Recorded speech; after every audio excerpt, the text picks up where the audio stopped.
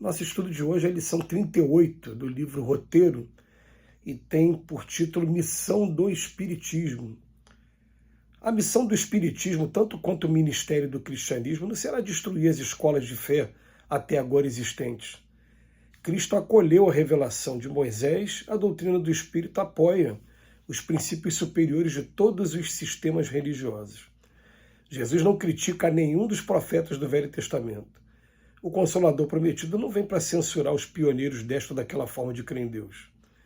O Espiritismo é, acima de tudo, o processo libertador das consciências, a fim de que a visão do homem alcance horizontes mais altos.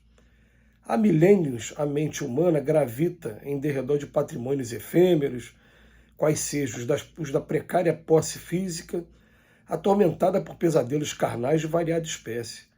Guerras de todos os matizes consomem-lhe as forças. Flagelos de múltiplas expressões situam-lhe a existência em limitações aflitivas e dolorosas. Com a morte do corpo, não atinge a liberação. Além túmulo, prossegue atenta às imagens que a ilusão lhe armou ao caminho, escravizada a interesses inconfessáveis. Em plena vida livre, guarda ordinariamente a posição da criatura que venda os olhos e marcha impermeável e cega, sob pesadas cargas a lhe dobrar os ombros. A obstinação em disputar satisfações egoísticas entre os companheiros da carne constitui-lhe deplorável inibição.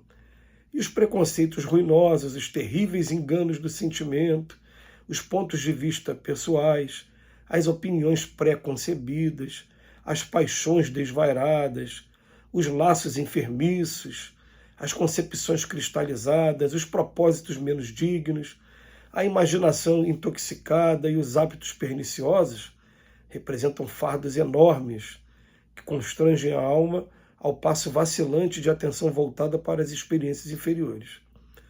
A nova fé vem alargar-lhe a senda para mais elevadas formas de evolução. Chave de luz para os ensinamentos do Cristo, explica o Evangelho não como um tratado de regras disciplinares, nascidas do capricho humano, mas como a salvadora mensagem de fraternidade e alegria, comunhão e entendimento, abrangendo as leis mais simples da vida. Aparece-nos então Jesus em maior extensão de sua glória, não mais como um varão de angústia, insinuando a necessidade de amarguras e lágrimas, em si, na altura do herói da bondade e do amor, educando para a felicidade integral entre o serviço e a compreensão, entre a boa vontade e o júbilo de viver. Nesse aspecto, vemo-lo como o maior padrão de solidariedade e gentileza, apagando-se na manjedoura, irmanando-se com todos na praça pública e amparando os malfeitores na cruz, à extrema hora da passagem para a divina ressurreição. O Espiritismo será, pois, indiscutivelmente a força do cristianismo em ação, para reerguer a alma humana e sublimar a vida. O espaço infinito, pátria universal das constelações e dos mundos, é sem dúvida o clima natural de nossas almas. Entretanto, não podemos esquecer que somos filhos, devedores, operários ou companheiros da terra, cujo aperfeiçoamento constitui o nosso trabalho mais imediato e mais digno. Esqueçamos por agora o paraíso distante para os ajudar na construção do nosso próprio céu. Interferamos menos na regeneração dos outros e cogitemos mais de nosso próprio reajuste perante a lei do bem eterno, e servindo incessantemente com a nossa fé à vida que nos rodeia, a vida, por sua vez, nos servirá infatigável, convertendo a Terra em estação celestial de harmonia e luz para o acesso de nosso espírito à vida superior. Muito interessante, mais uma abordagem do Emmanuel, trazendo novos pontos de vista. Em primeiro lugar, Jesus dizia que não veio revogar a lei, mas veio dar cumprimento à lei.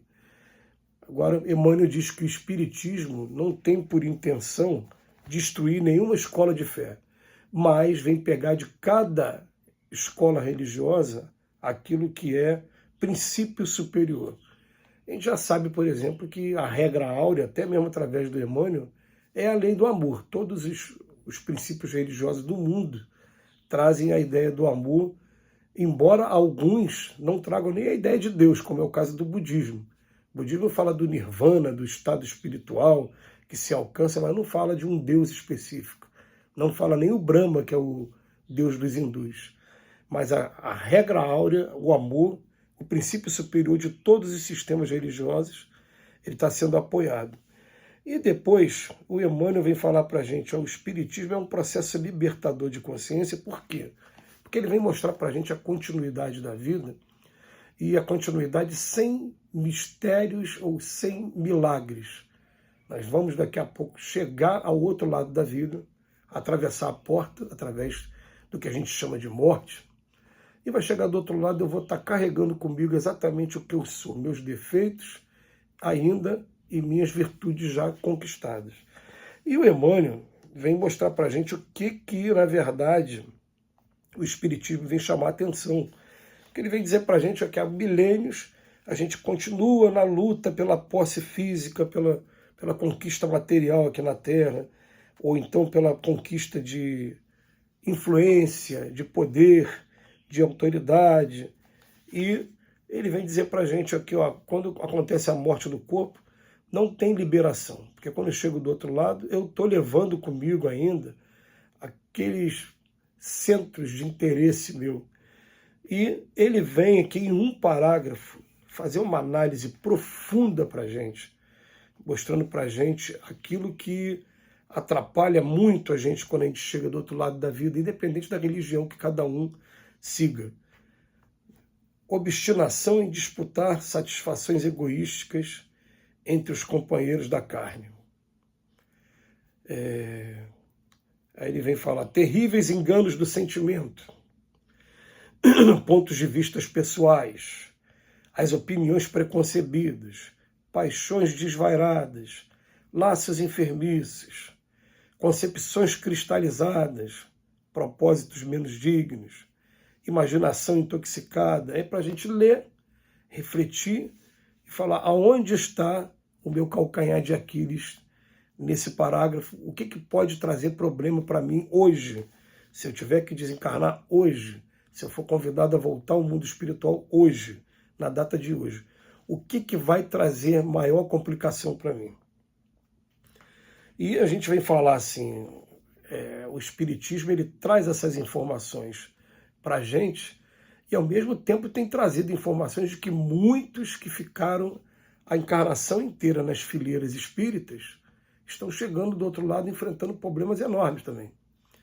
Um dos maiores que a gente tem sempre falado aqui são de companheiros nossos que, ante a dificuldade enorme que encontram dentro da própria família, não existe família perfeita aqui na Terra, se refugiam na casa espírita, trabalham na casa espírita há 30, 40, 50 anos, mas na verdade desertando dos deveres que tem perante a família.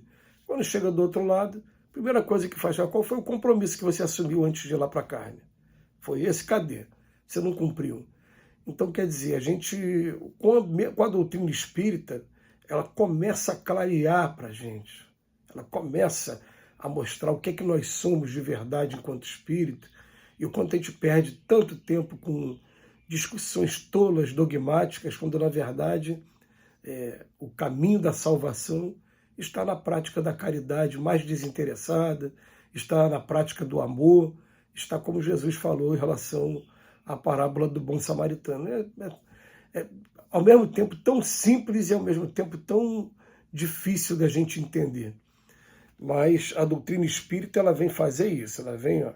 O espiritismo será, pois, indiscutivelmente, a força do cristianismo em ação para reerguer a alma humana e sublimar a vida, reerguer a alma humana.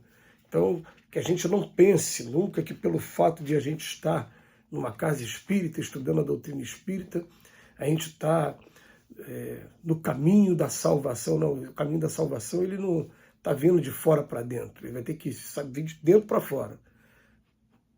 Lembrar que foi o próprio Cristo que falou, nem todos os que dizem Senhor, Senhor, entrarão no reino dos céus.